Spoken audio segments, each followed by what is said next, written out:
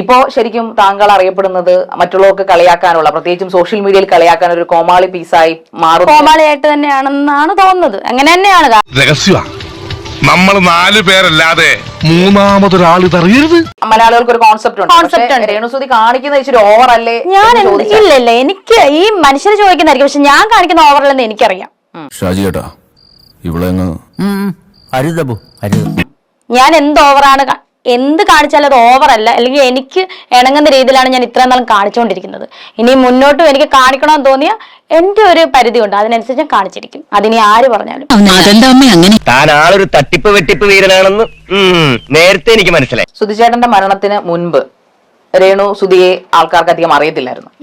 പക്ഷെ സുധിച്ചേട്ടൻ മരിച്ചു കഴിഞ്ഞപ്പോ ഇപ്പോ കുറെ അധികം ആൾക്കാർക്ക് അറിയാം, കുപ്രസിദ്ധിയായിട്ട് തന്നെ അറിയാം. സുധിച്ചേട്ടൻ ഉണ്ടായിരുന്നെങ്കിൽ താങ്കൾ ഇങ്ങനൊരു വേഷങ്ങളോ അല്ലെങ്കിൽ ഇങ്ങനൊരു രീതിയിലോ ഒക്കെ അഭിനയിക്കുമായിരുന്നു? അവസരം വന്നാൽ അഭിനയിക്കും. പാതി മുക്കാലും മാൻ പവറിലാണ് ഓടുന്നത്. മാൻ പവറിലോ? ഹലോ, ഈ കൈ കൊണ്ട് ഇങ്ങനെ തള്ളി തള്ളി, അതാണ് ഈ മാൻ പവർ ബ്ലോക്ക്. എന്തുകൊണ്ടാണ് ഇതിനു മുൻപ് അങ്ങനെ അഭിനയിക്കാതിരുന്നത്? വന്നിട്ടില്ല അവസരം. അപ്പൊ ഇപ്പൊ പുതിയ അവസരങ്ങൾ താങ്കൾ സൃഷ്ടിക്കുന്നതാണോ അതോ വരുന്നതാണ്? അച്ഛന്റെ അകന്ന ബന്ധുവാണെങ്കിലും ആൾക്ക് തീരെ വിദ്യാഭ്യാസം വിവരമൊന്നും ഇല്ലേ, വിഡ്ഢിത്തിരെ പറയുള്ളൂ, തെണ്ടി. താങ്കൾ പോകുന്നിടത്തൊക്കെ ക്യാമറാമാൻമാരുണ്ട്.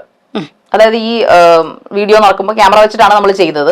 പക്ഷെ ഇതെല്ലാം എങ്ങനെയാണ് ഈ താങ്കൾ പോകുന്നത്? ഒരു അമ്പലത്തിൽ പോയാലും അല്ലെങ്കിൽ എവിടെ പോയാലും ചുറ്റിനും ഈ ഓൺലൈൻ മീഡിയകളുണ്ട്. താങ്കൾ പറഞ്ഞിട്ട് അവർ വരുന്നതാണോ? അല്ല. നീ എങ്ങനെ സുഖിപ്പിച്ച് പുകഴ്ത്തി എന്നെ സോപ്പിടൊന്നും വേണ്ട, അതൊക്കെ എല്ലാവർക്കും അറിയാവുന്ന കാര്യമാണ്. എനിക്ക് കൈനരിപ്പൊക്കെ അറിയാം. ഒരു കോലുമ്പോ തുണി വെച്ചാൽ പോയാൽ മതി, അപ്പോഴേക്ക് ഞാൻ പുറകെ പൊക്കോളും.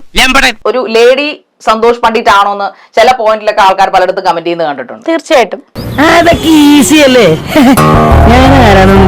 അല്ല, ഞാനത് കേട്ടായിരുന്നു. കാരണം ഞാൻ പ്രേമം അഭിനയിച്ചാലും കാമമാകും, സങ്കടം അഭിനയിച്ചാലും അത് കാമമാകും, എന്നാ കാണിച്ചാലും അത് കാമമാകും എന്നാണ് ഞാൻ കേട്ടുള്ളത്. കാരണം എനിക്കിങ്ങനെ കമന്റ് കണ്ടിട്ടുണ്ട് ഞാൻ.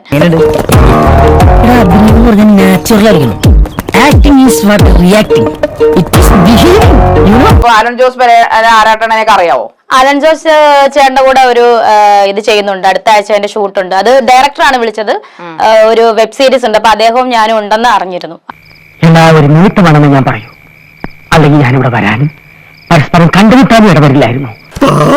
ഇവന്റെ ബലഹീനതവും മനസ്സിലാക്കില്ലല്ലോ. നേരത്തെ ഒരു തള്ളച്ചിയുടെ കാര്യം പറഞ്ഞില്ലേ രേണുസുതി? ഞാനല്ല, രേണുസുതി ഞാൻ പറഞ്ഞു തള്ളച്ചിയുടെ കാര്യം പറഞ്ഞു. എന്നെ തള്ളച്ചിന്ന് വിളിച്ച് അവരെ 100 പ്രാവശ്യം ഞാൻ അങ്ങനെ. ഓക്കെ, ആ തള്ളച്ചി പറയുന്നത് ഒരു 400 രൂപ മുടക്കി നമ്മളൊരു ഫോൺ റീചാർജ് ചെയ്ത് നമ്മൾ ഫോണിലേക്ക് നോക്കിയിരിക്കും, ആദ്യം കയറി വരുന്നത് രേണു. ആരും പറയാത്തൊരു കാര്യം ഇയാളെ നിന്റെ മുഖത്ത് നോക്കി അറിയാതെ പറഞ്ഞു പോയപ്പോ അതും നിനക്ക് വേണ്ടെന്നു. എന്നാലും സുധിച്ചേട്ടന്റെ ഭാര്യ എന്നൊരു ധാർമ്മിക ഉത്തരവാദിത്ത സമൂഹത്തിൽ ധാർമ്മിക ഉത്തരവാദിത്തം എന്താ വീട്ടിൽ ഇരിക്കണോ? സുധിച്ചേട്ടന്റെ ഭാര്യ എന്നാലും ഒരു മാന്യമായ രീതിയിൽ താങ്കൾക്ക് എനിക്ക് മാന്യത കുറവൊന്നും തോന്നിയിട്ടില്ല. ഇത് തന്നെയാ കുഴപ്പം. അത് തന്നെയാ കുഴപ്പം. ഞാൻ എല്ലാരോടുമായിട്ട് പറയാ, ഉന്നോടൊക്കെ ഓട്ടണം, ബ്രിട്ടാസ് ഞാനും പഠിപ്പിക്കണ്ട. ചുക്കും ചുണ്ടാകുമ്പോ ഇല്ലാത്ത പെണ്ണാണ്. ചേട്ടൻ അഹങ്കാരം കണ്ടില്ലേ?